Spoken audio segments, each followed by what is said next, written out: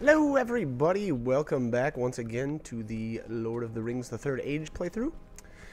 I should say, I took a little break and learned a bunch of the Shadowcraft abilities. I'm not exactly sure who's all got them right off the top of my head, but I think that Barethor, Hadhad, and Idriel are all... maybe, I don't know. I think that they've got them. I saw there when I opened up the menu there, and Hadhad already learned all the way up through Ring of Fire. Yeah, here you go. So he's got everything. So that skill obviously pretty broken, pretty nuts. Again, it does really, really good damage. So it does the exact same amount of damage as Black Speech. And then it adds a damage over time effect as well. So there you can see he was able to do enough damage to one-shot all 4 enemies. And this is kind of where the game gets a little ridiculous if you're building this way. Again, literally nobody else even had to take a turn there. Because, I mean, he's just able to nuke them down. And this is, I guess I didn't even notice the background here, but that's a pretty cool shot of the, oh, I don't know what these guys are supposed to be anyways. They look really cool in the background. Again, I think this is the first time I ever actually noticed what was going on there. Anyways, so from this point on, you know, a lot of battles may end up kind of rolling out like the previous one did, in that you know, maybe Hadhad or Idriel or Barethor may just take one shot at these guys and nuke them down. I'm not sure how much I react. So here you go. Barethor's got all of his Shadowcraft skills on too. But I'm not sure how much I tried to, you know, keep rotating characters in for experience or not. I'm not really sure. But that's really the only reason at this point to not, you know, just nuke everything down immediately. Ah, okay, so Idriel doesn't have all of her skills learned yet. I know in the next, it'll probably be in between this video and the next video coming up. But I'm sure that's where I learn all of my skills with Idriel. And so here's another skill, obviously, with the Shadowcraft tree, and it's called Fear. So the enemy literally can't do anything when Fear is under effect. No sort of attacks whatsoever. They kind of just stand there while we destroy them. Not everything, obviously, is going to be vulnerable to Fear, but when it does, it's kind of broken. The other cool thing I noticed about Fear is that it seems like the enemy doesn't evade as much, or, like, you know, you won't get as many misses on them. And, you know, or if all, I can't remember if it had ever happened, but I noticed definitely a reduction. And then on top of that, a feared enemy can't counterattack either. So, you know, I don't know. It's a crazy ability. And again, you know, if the enemy is vulnerable to it, I would recommend slapping it on them. All right, so we got a dwarf belt buckle of Moriamith. That thing's got a ton of defense. What's this one? Or sorry, armor. This one's got, yeah, 49 armor. That's kind of insane. That's, I don't know if I'd say, like, so if you're building tanky, like a tanky route, I guess maybe that's not a bad one. I guess I just equipped it because, I don't know, I guess I wanted the armor, which is kind of strange, but I suspect I'll be getting another belt buckle later on that's got a lot of spirit on it. So this will probably just be the one that I keep equipped for the time being. Anyways, what else did we get here? Steel Fountain, Guard, Longsword. Yeah, I don't know. That thing's not bad.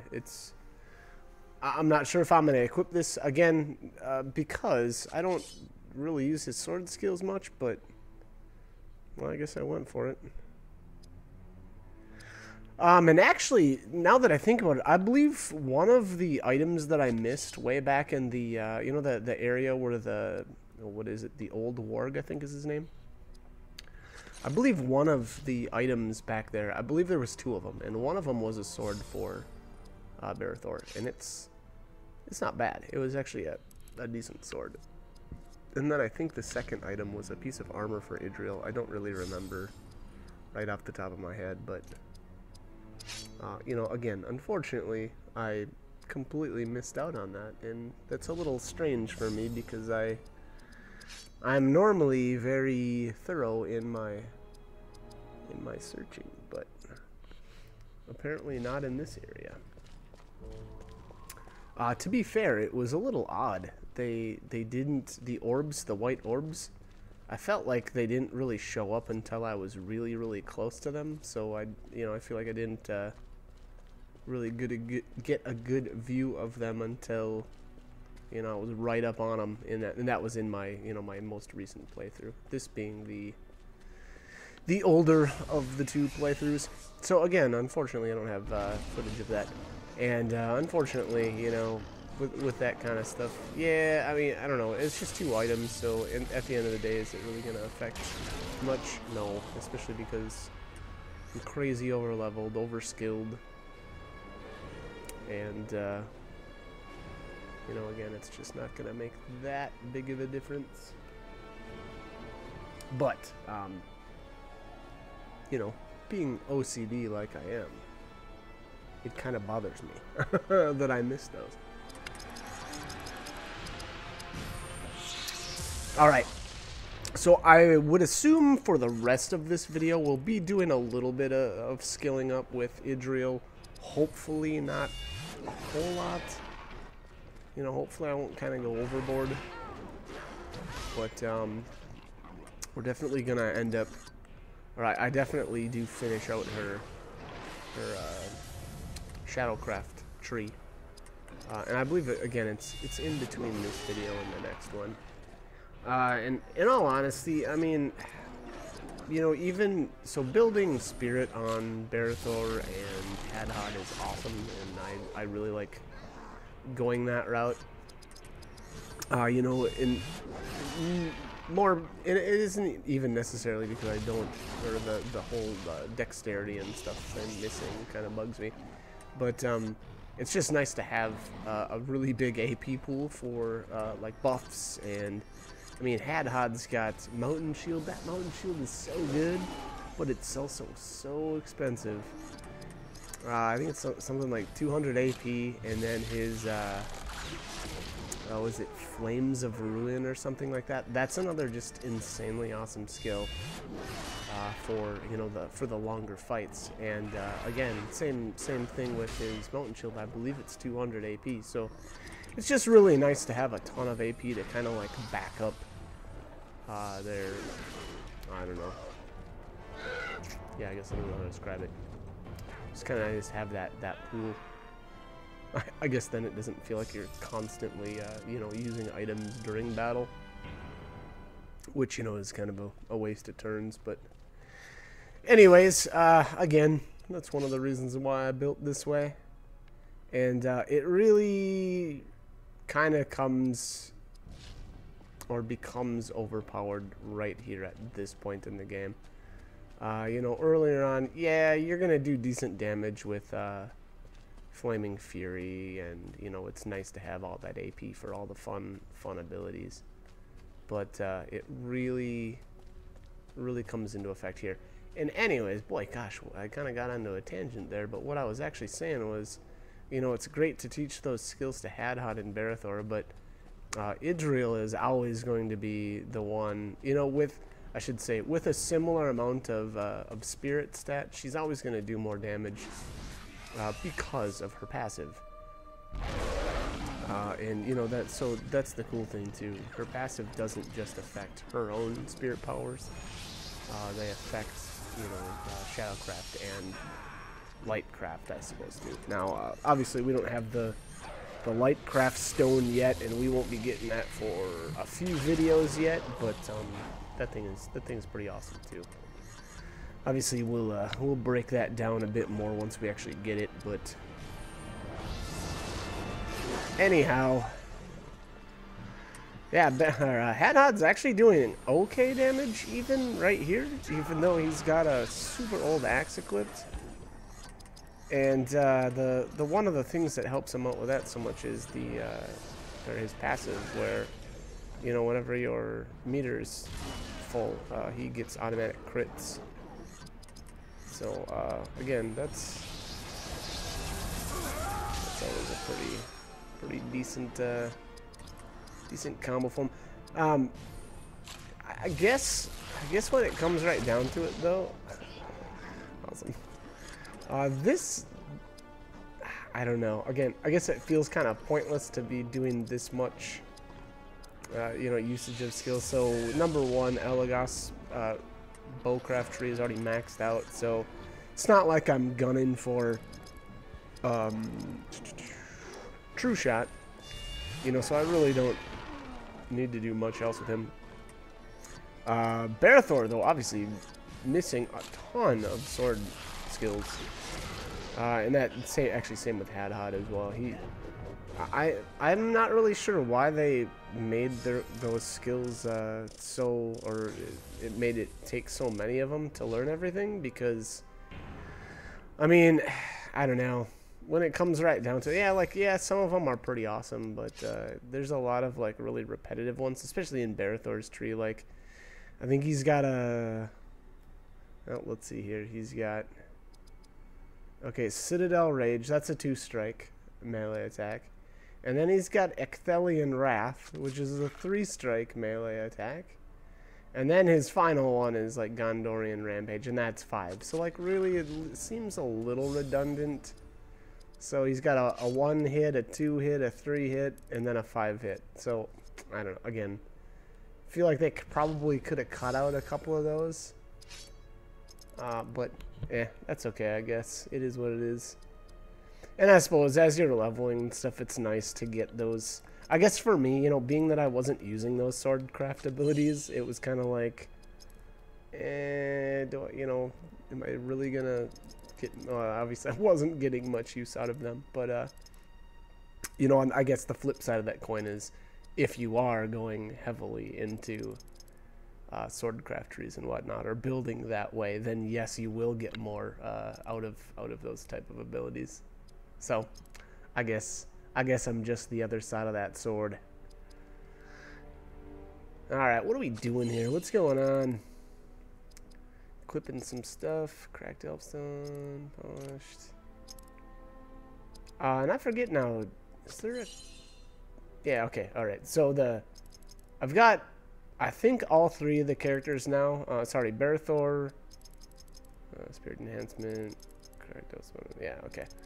Sorry. Anyways, Barathor, Barathor, Idril, and Hadhod all are equipped with the Cracked Elfstone of Spirit Enhancement, and that's going to greatly increase the amount of damage that you're doing with your spirit powers. And I definitely recommend, if you go, you know, with this style of play, you know, to equip those. It's kind of a no-brainer, but I feel like it should be mentioned anyway. Now, there's different versions of those. There's the cracked, there's the polished, and then there is actually an ancient Elfstone of Spirit Enhancement as well. Unfortunately, with the ancient one, you're not going to get that until the very end of the game. And actually, I think no, I don't think you actually have to beat the game, but I think for the final boss you can use it, or you can have it.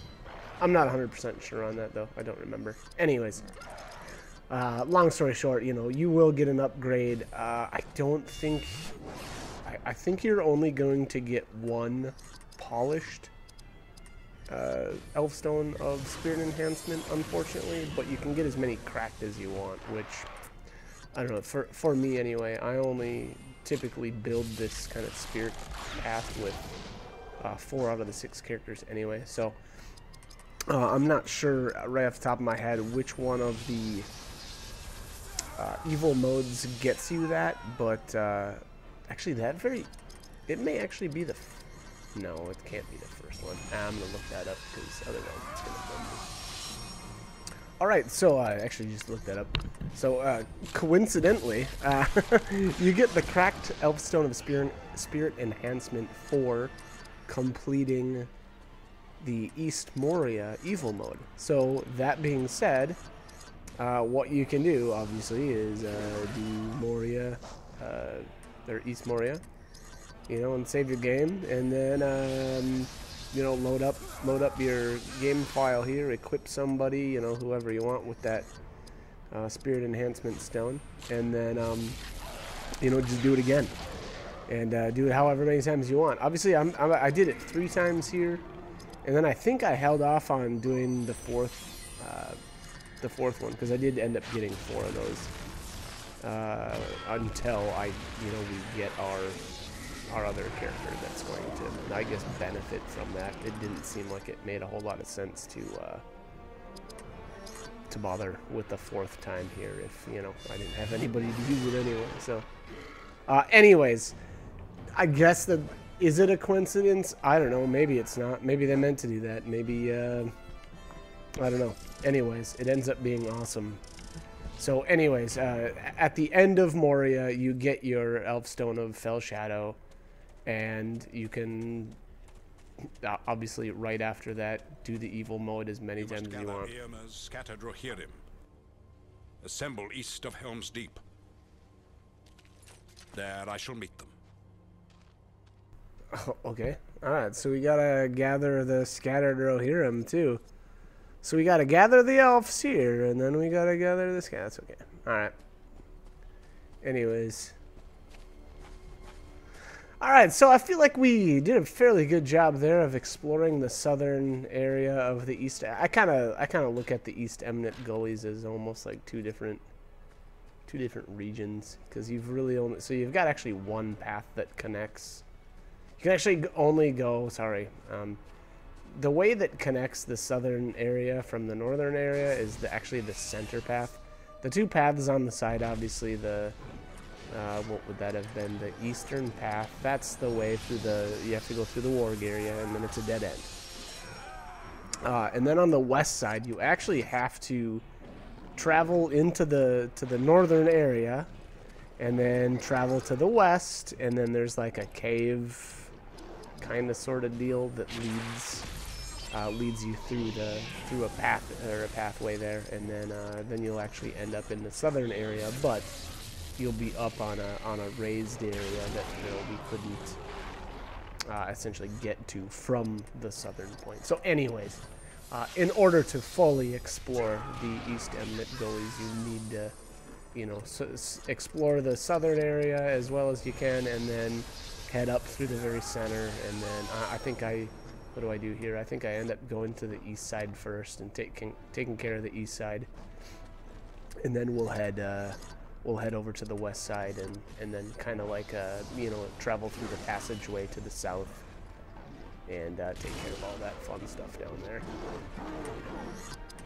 Anyways, nothing fancy with this fight. Same old, same old. Slap these guys with Sleeping Arrow, and then, yeah, it looks like I kind of started going with my, or started building up my axe craft and sword craft and stuff right here. And reason being is I was, obviously I already had all the Shadowcraft stuff learned, and, excuse me. I think Berthor even had all of his leadership skills learned by this point. I could be wrong, but if I remember right, he did. Look at that, he's doing okay damage. I mean, I'm only using Guardian Strike. I was actually trying not to, you know, hit these guys kind of too hard, so that I could try to get a couple more swings for each, you know, fight. But he's still doing okay damage, and he doesn't have a single point into strength, and I don't even know what weapon he's using. I can't remember. I think we equipped that upgrade that I just got here.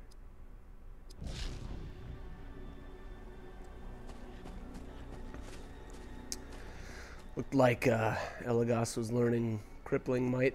Again, I'm not sure how effective that actually is. I guess it doesn't really matter. You know, all passives are, you know, just passives, and they're always good to have. But I can't really speak to how much of a difference it actually makes. All right, let's rescue. This isn't the final elf. Oh, this is Aranel. Okay. Actually, no. So the elf that's there is not Aranel. It's not Aranel that's trapped by the wargs, but I guess he's joining us for this fight. So usually, guest characters are fairly useful. I tend to not, I guess, use him very much. I don't really know why. I guess I was more concerned about building the building up the skills of my character, so I guess I didn't really do a whole lot with Aranel other than buff and heal, which I think is alright. I mean, in all honesty, I didn't really need him anyway, so bugger off, Aranel. We don't need you. Get out of here and take your pointy elf ears with you. I'm sorry, was that racist? I really don't dislike elves. I like them. They're cool. They're all right. You know, they're good people. And there is I don't know what that actually. So Mirkwood missed. Oh, okay. Oh, okay. So since that doesn't wake the enemy up, it look. Or sorry, since it doesn't do damage, it doesn't look like it woke that warg up. Yeah, I think they were still both sleeping. So that's kind of cool. That kind of goes along with everything else in this game. You know, if you're not actually doing damage, I can think of actually one kind of exception to that rule, I suppose, and that's Idril's. Is it Leech Inspiration? Her Swordcraft ability. So it doesn't technically do any physical damage, but it will wake up an enemy when it does its like leeching ability. Anyways, for the most part, if you don't do damage, it's not gonna wake an enemy up. So that applies to fear, it applies to crippling, it applies to dispel, so on and so forth. And again, I mentioned actually, you know, earlier about I was talking about the fear a little bit, and that is actually pretty awesome. It's I actually found it extremely useful if you're trying to build up a character's. I think we're gonna get a little scene here. We are not strong enough yet to take the camp. We need more of my people to aid us. No, we totally don't. So that's the funny part.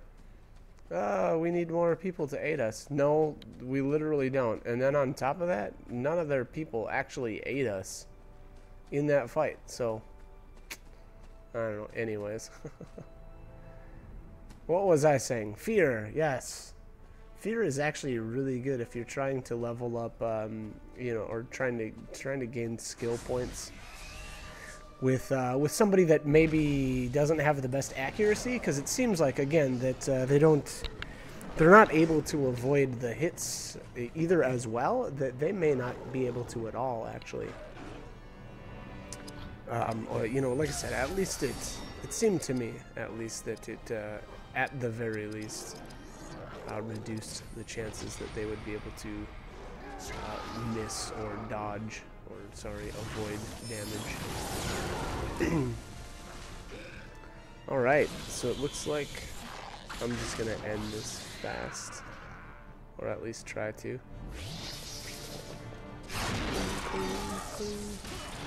I like how I use double attack and then now I don't have much AP to do anything else with. Ow, and then the big whiff. That was his moment. Bearthor, you totally let me down. Alright, anyways, we're gonna finish this fight up really quick, and then yeah, I gotta cut the commentary. So hope these guides are helpful though, and hope you guys keep watching. So thanks for joining me.